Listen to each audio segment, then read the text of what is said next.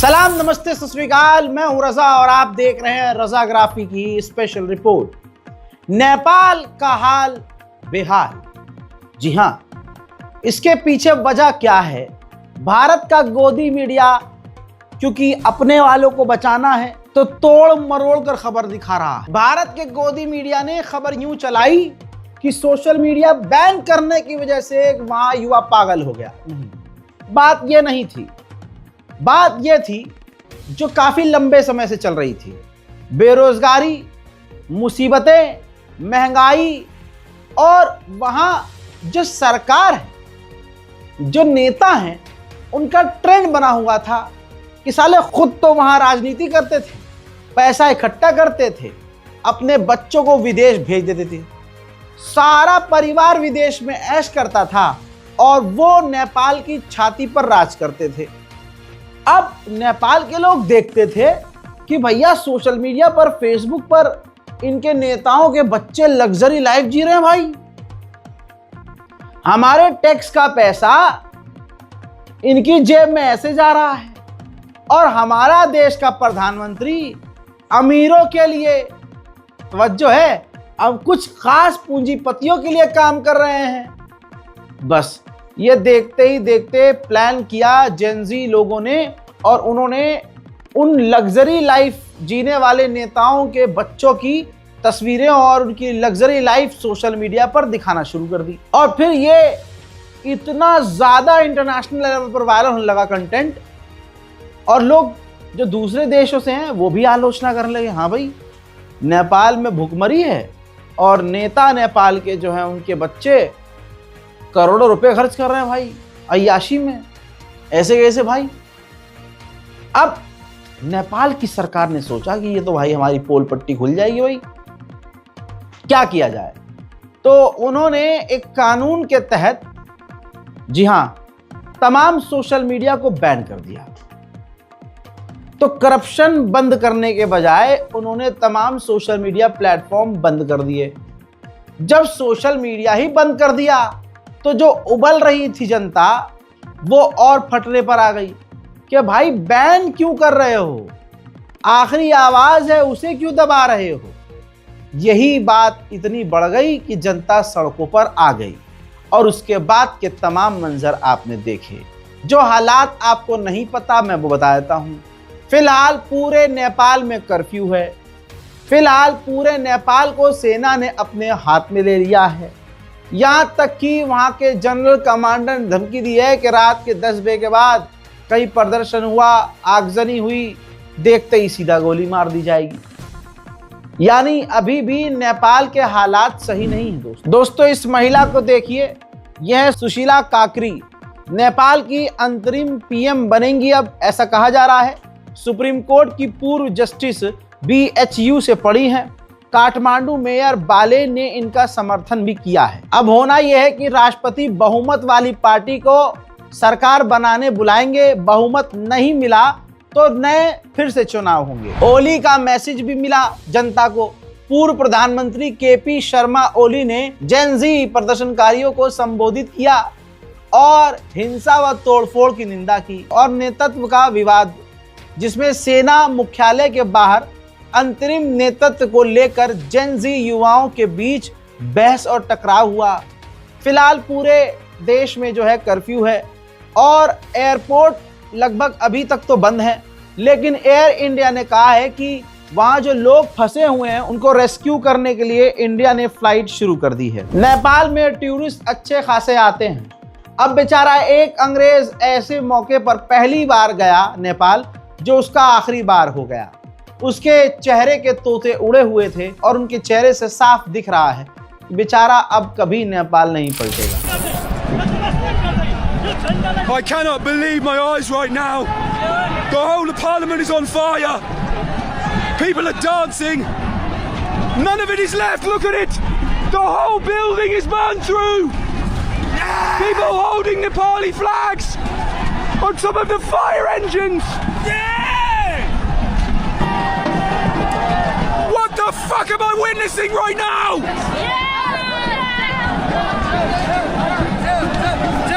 Fuck politician, fuck Ebioli.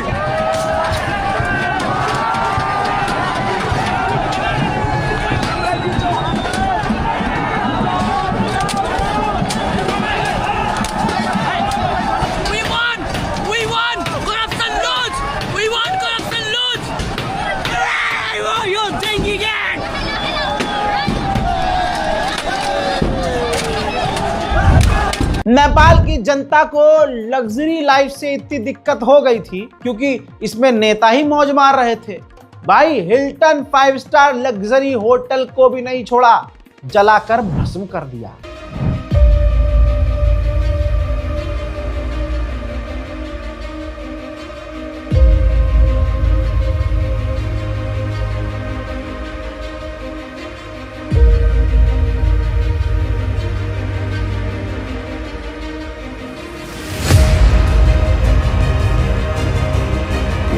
अबे भैया हालात इतने खराब थे कि ये देखिए, सरकार के जो दूसरे नेता थे, सरकार के लिए काम करने वाले जो लोग थे, बाहर निकलने का मौका नहीं मिल रहा था, तो हवा से, जैसे हॉलीवुड फिल्मों में हम देखते हैं, हवा से हेलीकॉप्टर रस्सी फेंक रहा था। ये ससुरे रस्सी पर लटक के अपनी जान बचाकर वहां से भागे हैं। अभी टेंशन वाली बात अब ये आई है कि 13,500 से 14,000 जो नेपाल की जेल में कैदी थे वो भाग गए। अब दोस्तों एक मंजर आपको दिखाऊंगा, ये देखिए मंजर, ये जो है नेपाल के अंदर जो इंडियन एम्बेसी है उसके पास एक कार को जला दिया गया था। सब कुछ जलकर तबाह हो गया है, तोड़फोड़, आगजनी और जो वहां कोहराम बरपा हुआ था उसके निशान सड़कों पर देखे जा रहे हैं। नेपाल कि जेनजी से टकराना सरकार को कितना भारी पड़ा है ये आपके सामने तस्वीरों में नजर आ रहा है। उधर पार्लियामेंट को भी जलाकर राख कर दिया गया, कई परिसर जो हैं अलग अलग भस्म कर दिए। अब वहां पर नेपाल की आर्मी पहुंची है और वही सफाई कर रही है।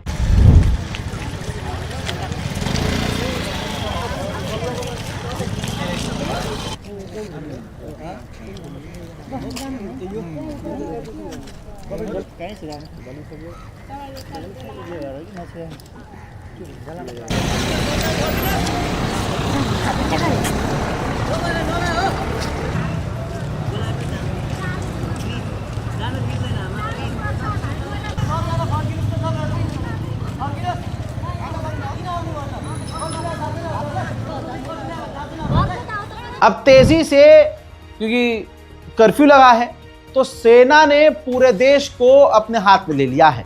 जगह जगह चप्पे चप्पे पर सेना तैनात हो रही है नेपाल की। देखिए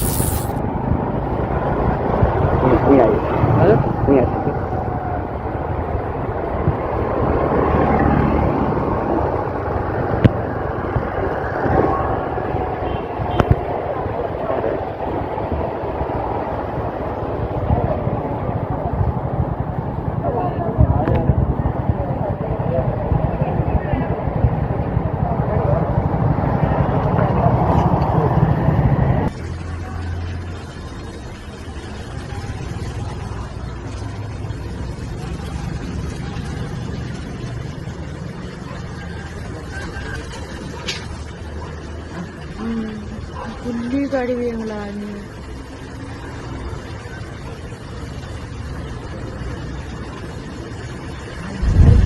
कुल मिलाकर सीधी बात यह है, आधिकारिक स्टेटमेंट ये आप देखिए, नेपाल में अब कोई सरकार नहीं है। नेपाल अब पूरी तरह से सेना के कब्जे में है। सेना इस वक्त नेपाल को कंट्रोल कर रही है। वहीं जेन जी जनरेशन अलग लेवल की भैया। भाई पार्लियामेंट फूकने के बाद, पूरा नेपाल फूकने के बाद, ये देखिए जेन जी जनरेशन ने टिकटॉक पर, इंस्टाग्राम पर रील बनाकर शेयर की है। इस वक्त पूरी दुनिया में ये वीडियो वायरल है। उधर जब आग लगाई जा रही थी तो जो आम लोग थे नेपाल के, उनको भी काफी दिक्कत हुई, क्योंकि बिल्डिंगों को तोड़ा जा रहा था, अपार्टमेंट फोड़ा जा रहा था, शीशे तोड़े जा रहे थे। तो एक तरफ आग लगी है, एक तरफ पत्थर आ रहे हैं, तो लोगों को जो दिक्कतें हुई हैं भाई, वो खिड़कियों से कूद कूद कर भागे हैं।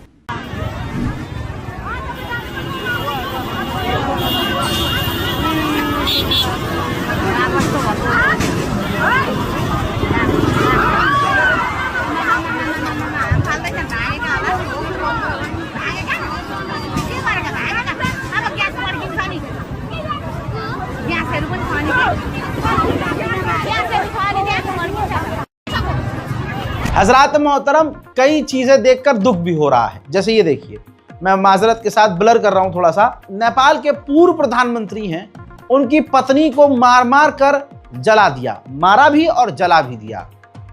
ये बहुत ज्यादा हो गया। नेपाल के आर्मी चीफ ने भी स्टेटमेंट जारी किया, क्योंकि अब तो वही है जो कुछ है। उन्होंने साफ कहा कि ये आगजनी, ये तोड़फोड़, ये तबाही, ये हंगामा जो बर्पा किया है बंद करो और बातचीत के लिए आओ। नेपाल को इतिहास देखि नै नेपाल को स्वतन्त्रता, सार्वभौम सत्ता, भौगोलिक अखण्डता, स्वाधीनता, राष्ट्रिय एकता र नेपाली जनताको सुरक्षार्थ विषम परिस्थितिमा पनि नेपाली सेना प्रतिबद्ध रहँदै आएको तथ्य हामी सबैलाई सर्वविदितै छ। नेपालमा हाल भइरहेको आन्दोलनको क्रममा हुन पुगेको जनधनको अपूरणीय क्षतिप्रति गहिरो दुःख प्रकट गर्दै दिवंगत आत्माको चिर शान्तिको कामना गर्नुका साथै प्रदर्शनकारियों ने दफ्तरों में लूटपाट की, दफ्तर की कुर्सियां निकालकर बैठ गए, हेलमेट लगाकर मौज करने लगे। ऐसे कुछ पल भी नजर आए जिसमें साफ दिख रहा है कि नेपाल की जनता, जेनजी, अब उनको ये यकीन हो गया था कि जीत हमारी हो गई है। ये देखिए,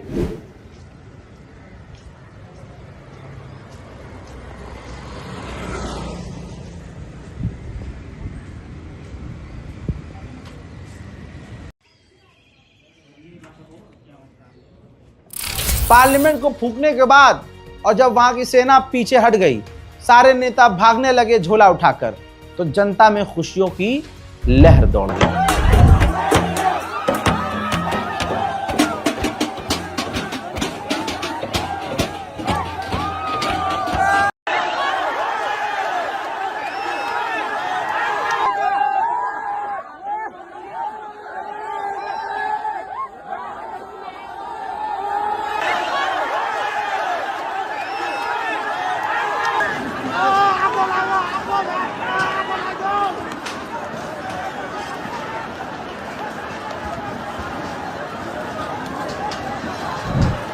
भ्रष्टाचारी सरकार को उखाड़कर फेंक देने के बाद इसी जेन जी जनरेशन ने सड़कों तक की सफाई अब शुरू कर दी है।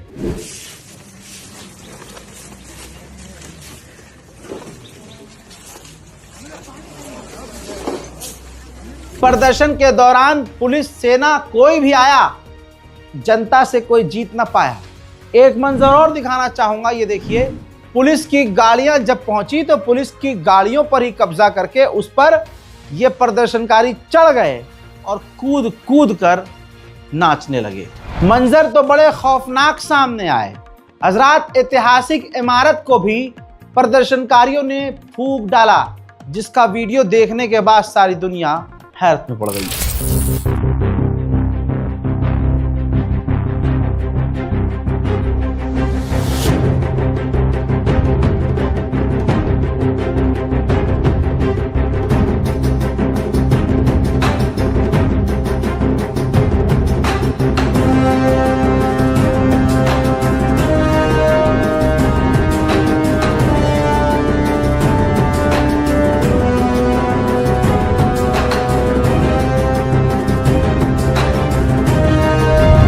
वहीं मैंने आपको बताया था कि नेपाल का एक नेता जिसे जेल से छुड़ाया है प्रदर्शनकारियों ने, अब उन्होंने भी अपील उसी वक्त कर दी, कुछ घंटे के बाद, कि मेरे नाम पर विवाद मत करो, मैं रेस में ही नहीं हूं। इनका नाम है रवि लामिछाने। इनका कहना यह है कि भैया मैं तो किसी चीज में नहीं हूं, मैं पीछे हूं, तो मेरे नाम पर दंगे फसाद ना करो। आइए अब मजेदार वाली चीज दिखाता हूं। भारत का गोदी मीडिया गणचढ़ाई करते करते कितना जलील हो चुका है कि नेपाल में भी गोदी मीडिया को पहचाना गया, और पहचान कर भाई साहब जो रेल बनाई गई है। तकलीफ मुझे इस बात की है कि पिटाई नहीं हुई, वरना ये बाल बाल रह गया, वरना इसका कचुम्बर वहां निकाल दिया जाता। गोदी मीडिया के एंकरों को अपनी औकात में वापस बहुत जल्द आना चाहिए।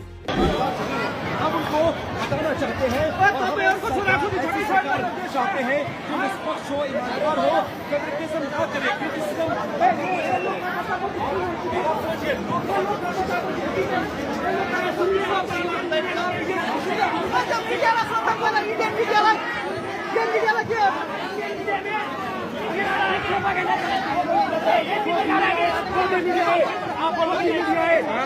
मीडिया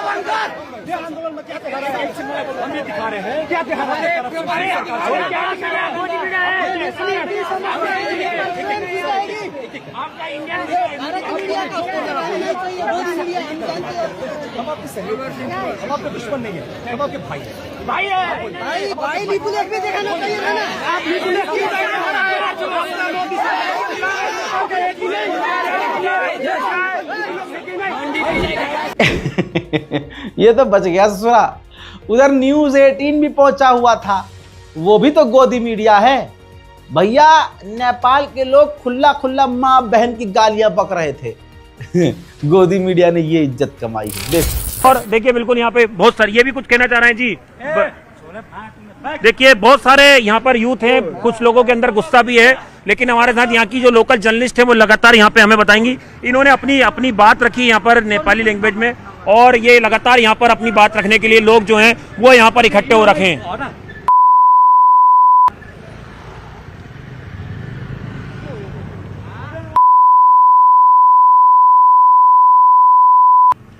प्लीज यूर सपोर्ट में, हम आपके सपोर्ट में। I don't want to support.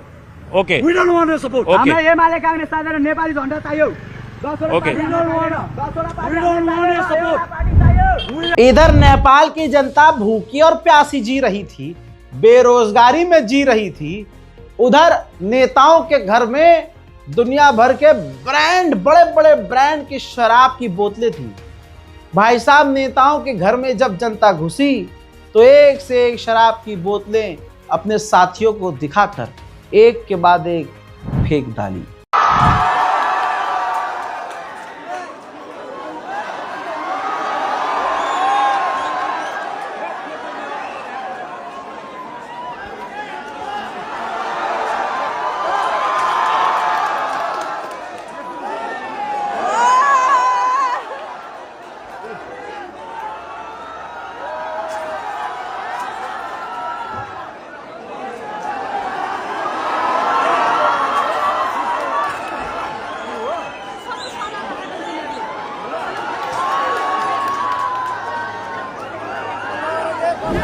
फिलहाल तो अब नेपाल में धीरे धीरे सब कुछ ठंडा हो रहा है, लेकिन नेताओं को ये सबक है। नेताओं को सोचना चाहिए। जो वहाँ का प्रधानमंत्री अभी कुछ दिन पहले अपनी पत्नी के साथ चाइना गया था और लग्जरी टूर पर था, जिंदगी क्या आलीशान थी, इसी जनता ने कुछ ही मिनट में नंगा करके बजा दिया।